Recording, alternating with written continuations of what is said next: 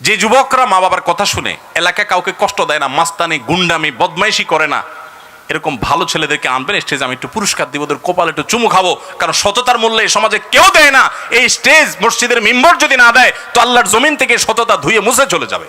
মসজিদ কমিটিতেও দেখবেন যে সব চোর ডাকাত খুঁজে খুঁজে বাইর করে। আমি সবাইকে বলতেছি না, বা আবার ভুল বোঝেন না, বেশিরভাগ আমি সেটা বলছি। কয়টা মসজিদে আপনারা দেখেন যে মসজিদ কমিটিতে ভালো ভালো মানুষগুলোকে, যে এলাকার সবচেয়ে সৎ, সবচেয়ে ভালো মানুষ, সত্য কথা বলে, ধানাই পানাই করে না, দুই নম্বরই করে না, এই মানুষগুলোকে খুঁজে খুঁজে এনে মসজিদে দায়িত্ব কয়টা মসজিদে দেওয়া হয় বলেন তো? নাই। কারণ আমরা সবাই চাই, আমরা হুজুররাও চাই যে মসজিদটা চকচক করুক, আমার কমিটির লোকজন চোর ডাকাত যাই হোক মসজিদ যেন চকচক করে। এটা কি ইসলাম? এটা ইসলাম না। আমার মাহফিলের চকচকের চাইতে গুরুত্বপূর্ণ হলো আমরা যেন সৎ হতে পারি। তো সৎ হতে হলে অনেক ঝামেলা আছে। যুবক ভাইরা, এখন আপনারা সিদ্ধান্ত নেন কে কে সৎ থাকবেন আর কে কে অসৎ থাকবেন।